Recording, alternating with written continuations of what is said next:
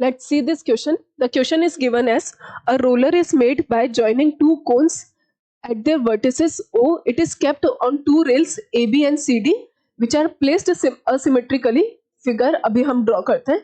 With its axis perpendicular to CD and its center O at the center of the line joining AB and CD, it is given a light push so that it starts rolling with its center O moving parallel to CD in the direction shown.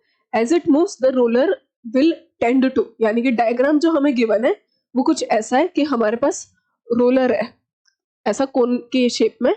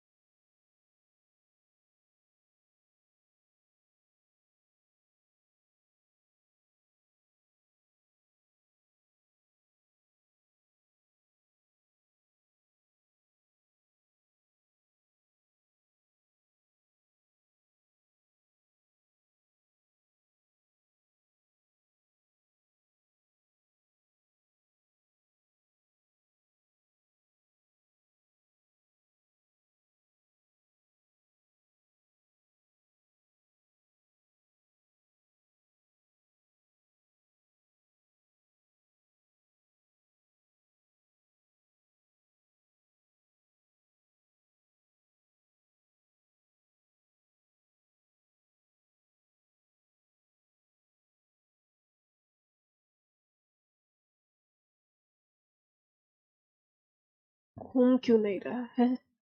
मुझे जो roller बनाना है basically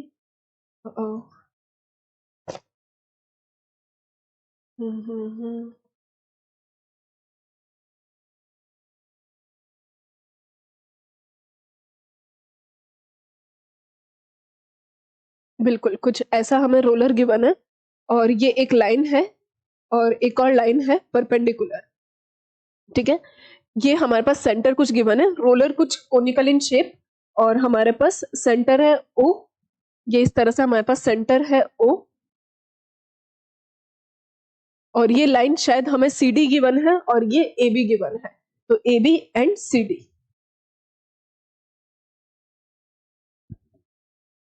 और ये इनकी axis हो गई है. ठीक है, इस तरह से हमारे पास कुछ डायग्राम हमारा गिवन है. तो देखो हमें बोला गया सवाल में कि ये जो रोलर है ये कुछ ऐसा रखा हुआ है, ये लाइन ये दोनों पैरेलल्स नहीं है, मतलब ये डिस्टेंस धीरे धीरे कम होता जा रहा है और ये इसके परपेंडिकुलर है. तो हमें बताना है कि जैसे हमने इसको स्लाइटली पुश किया, बताना है कि रोलर किधर बैंड होगा, मतलब किधर मूव करने की उसकी टेंडेंसी होगी, हमको यही बताना है. तो हम एक काम करते हैं, इसका हम फ्रंट व्यू देख रहे हैं. ये जो हम व्यू देख रहे हैं ये हमारे पास कैसा है, ये हमारा टॉप व्यू है, मतलब हम ऊपर से देख रहे हैं इसको. हम यहाँ पे जो कंसेप्ट यूज करने वाले हैं, हम यूज करने वाले हैं net torque in equilibrium. Net torque हमारे पास क्या होता है, 0 होता है, यानी कि नेट टॉर्क 0 हम इसी का यूज करेंगे. कैसे यूज करते हैं वो हम देखते हैं. देखो मैं यहाँ पे टॉप व्यू फ्रंट व्यू बना रही हूँ. अगर मैं ऑब्जेक्ट की बात करूं तो मैं फ्रंट व्यू बना रही हूँ. फ्रंट व्यू हमारा कैसा होगा, देखो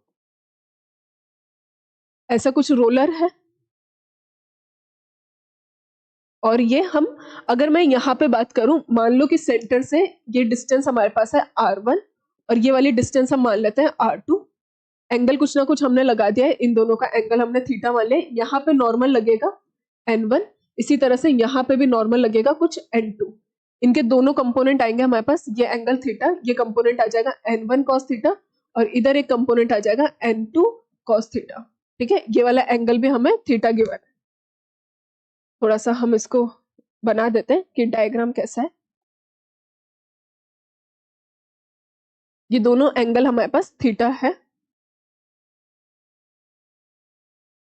और ये वाली जो डिस्टेंस है, this distance from this is R1 और ये वाली डिस्टेंस कितनी है हमारे पास, R2. अब अगर मैं टॉर्क की बात करूं, ये हम फ्रंट व्यू देख रहे हैं, N1 cos थीटा 1 R1, हम सेंटर O के अबाउट टॉर्क निकाल रहे हैं. तो हमारे पास इसका टॉर्क कुछ ऐसा आना चाहिए. अच्छा, साइन कंपोनेंट तो कैंसिल हो जाएगा क्योंकि ये ऐसे तो मूव कर ही नहीं रहा है. तो N1 cos थीटा का टॉर्क इस तरह से और N2 cos थीटा का टॉर्क इस तरह से. तो N1 cos theta R1 is equal to N2 cos theta R2. अब देखो हमारे पास ये जो लाइन थी ना, सी डी, ये धीरे धीरे ये वाली जो ए बी वाली लाइन थी हमारे पास R1 वो धीरे धीरे कम होती जा रही है, क्योंकि जैसे जैसे ये आगे जाएगा तो ये R1 जो डिस्टेंस है ये हमारे पास कम होता जा रहा है। तो हम ऐसा बोलेंगे कि R1 is decreasing, R1 decrease हो रहा है, इसका मतलब हमारे पास क्या हो रहा है, N1 को बढ़ना पड़ेगा, N1 विल इंक्रीज। तो N1 विल इंक्रीज और N1 इंक्रीज होते होते क्या हो जाएगा हमारे पास, कुछ इस तरह से N1 को बढ़ना पड़ेगा, तो N1 इंक्रीज होते होते हमारे पास कुछ डायग्राम ऐसा हो जाएगा। N1 धीरे धीरे हमारे पास इधर की तरफ था N1, तो ये इधर घूम जाएगा हमारे पास, धीरे धीरे बढ़ेगा और जब तक बढ़ेगा जब तक कि ये परपेंडिकुलर नहीं हो जाता। अब हमारे पास N2 किधर है, इधर की तरफ है, तो N2 इधर की तरफ है, तो इसका टॉर्क हमारे पास ये कंपोनेंट कितना आ रहा था हमारे पास, N2 cos थीटा।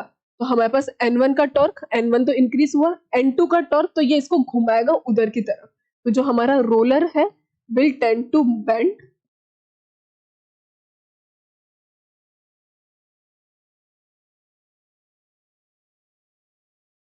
लेफ्ट में मूव करेगा। कैसे, हमने पहले टॉर्क बैलेंस किया, टॉर्क हमारे पास ये सीधा चल रहा था, धीरे धीरे हमारे पास R1 कम होता जा रहा है, R1 कम होता जा रहा है, इसका मतलब N1 को बढ़ना पड़ेगा, तभी हमारे पास दोनों क्वांटिटीज बैलेंस करेंगी।